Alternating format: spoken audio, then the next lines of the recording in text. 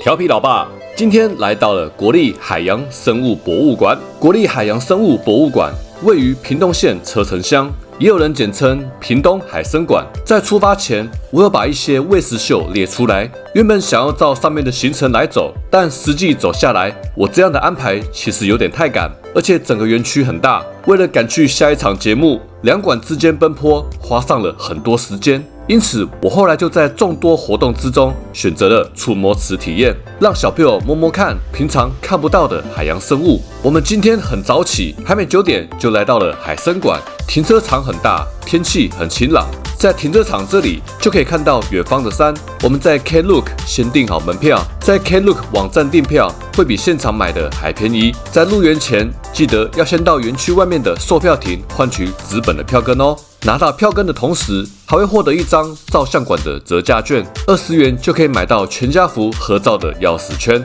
拍照的地点有2个，白金流影馆在台湾水域馆的2楼，海岸流影馆是在前往世界水域馆的路上。建议大家一进馆可以先去拍照，下午要离开海生馆时再去拿取拍好的照片，比较不用花太多时间去排队等候拍照。我们照着指标朝着入口前进，会先抵达游客中心。在游客中心有整理出公车的时刻表，教你如何搭乘公车游玩恒春的景点。除此之外，还有提供包车的行程，旅途中会有导览人员解说。我们来的有点早，验票口的铁门还没拉起来，入口处的右边是服务台，也是夜宿海生馆的报到处，旁边有置物柜、化妆室，还有纪念品商店。整个展馆主要分成4大馆，跟各位介绍一下我这次游玩的顺序，依序为珊瑚王国馆、世界水域馆、台湾水域馆，最后才是经典馆。经典馆是卖纪念品的展馆，其实每个馆每个楼层都有卖不同纪念品的商店，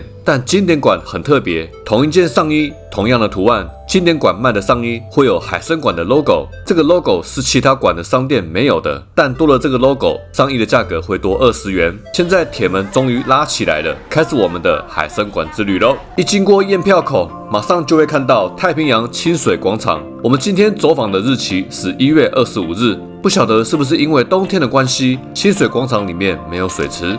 我们现在的位置距离展馆大约1公里，在进入展馆之前，还可以看到星巴克咖啡厅。看到这只大金鱼，代表我们已经快到展馆了。这里是金鱼广场，也是屏东海生馆最具象征的地标。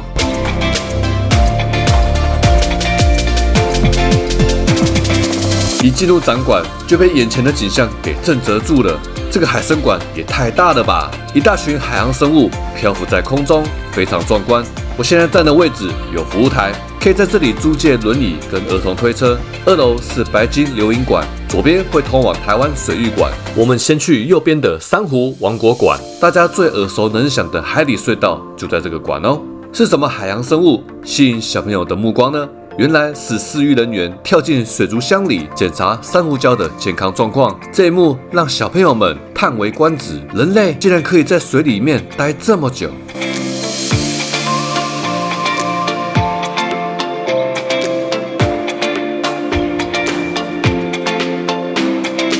海绵长干嘛？没有人等我。那边有人在里面呢。哇塞！哇！海底隧道。经过了珊瑚礁生态区，我们要准备进入海底隧道了。海底隧道里面有很多不同种类的鱼，其中体型比较大的有红鱼、鲨鱼。我一直认为鲨鱼是个狩猎者，没想到在这个海底隧道的鲨鱼可以跟其他海洋生物和平相处。海底隧道里面还有一艘沉船的残骸，让游客更有身在海底的感觉。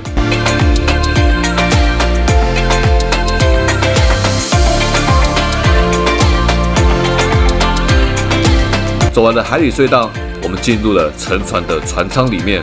整个船舱的光线比较暗，船舱的表面做成生锈的样子，让整段路程增添了冒险的气氛。可能是为了抚慰小朋友身处在黑暗中的不安吧。一走出船舱，就是贩卖纪念品的商店。我们晚一点再来逛纪念品，再继续往前走，我们还会看到更巨大的海洋生物哦。哇塞！哇塞，好大哦！哇，因为因为白金呢？超大的白鲸呢！你看，哇！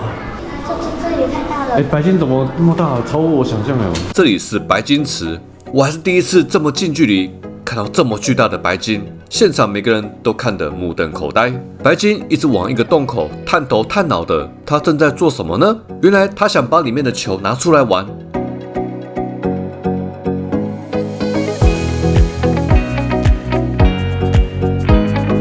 我们走出珊瑚王国馆之后，就会看到一家餐厅。第一个馆就让我们大开眼界了，我迫不及待想去下一个馆了。现在要走出这个馆，来去下一站世界水域馆。在前往世界水域馆的路上，有很多小摊位，有卖冰淇淋、热狗、饮料，还有海岸流萤馆。如果错过了一开始的白鲸流萤馆，可以先在这里拍个照。不管在哪个馆拍照，制作出来的成品都要到白鲸流萤馆领取，因为制作纪念品需要时间。如果喜欢钥匙圈当纪念品的话，建议早点先拍照，比较不用等太久。我们从珊瑚王国馆走到世界水域馆，大约有快1公里的路程。3个馆都有不同的节目，主要是以喂食秀为主。如果每个场次都要跟到的话，在展馆之间来回会占据很多时间，因此在行程安排上也不用给自己太大的压力。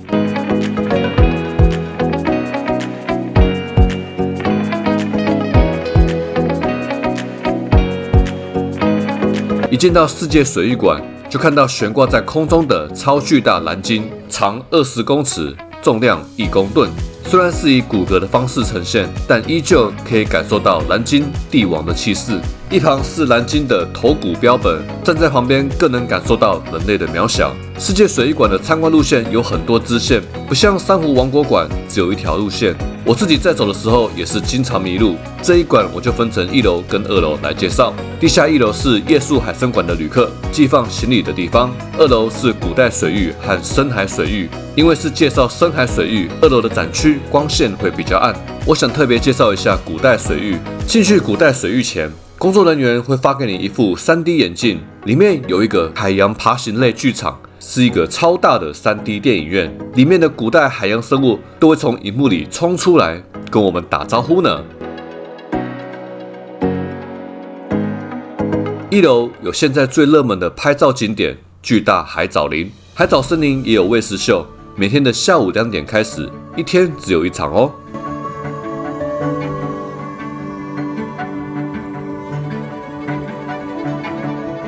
1楼还有极地水域，有可爱的海鹦鹉跟企鹅。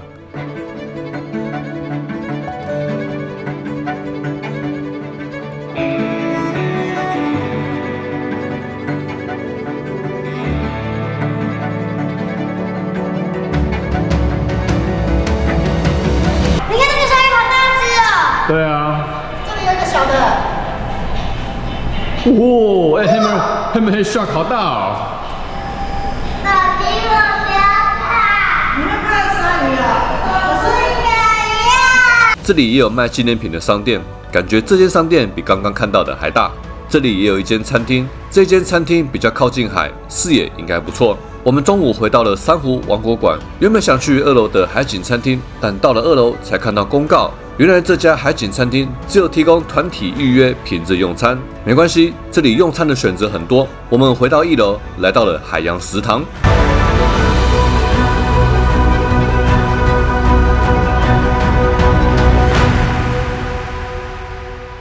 用完餐后，下一站我们来到了台湾水域馆，就在珊瑚王国馆的对面。台湾水域馆里面可以看到在台湾的高山溪流、潮间带、珊瑚礁谷各种不同的生态。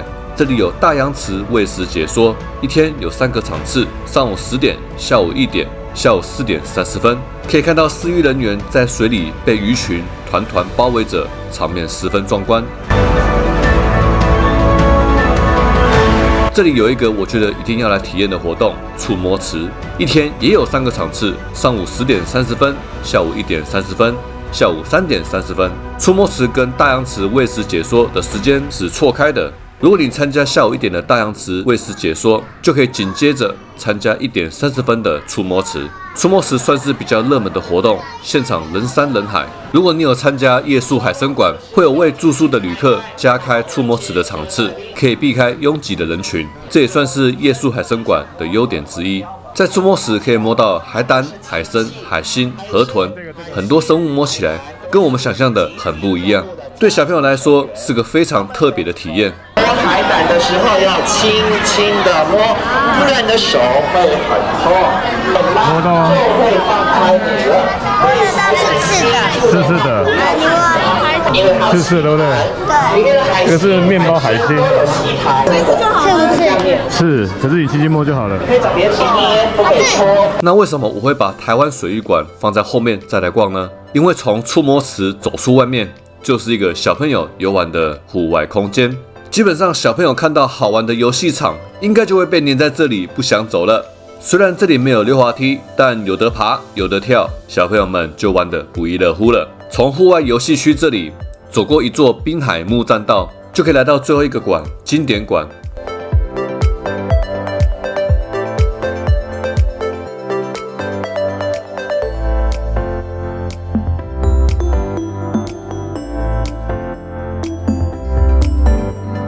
这一馆有卖纪念品、互动的小游戏、亲子阅读区、看海的观景台。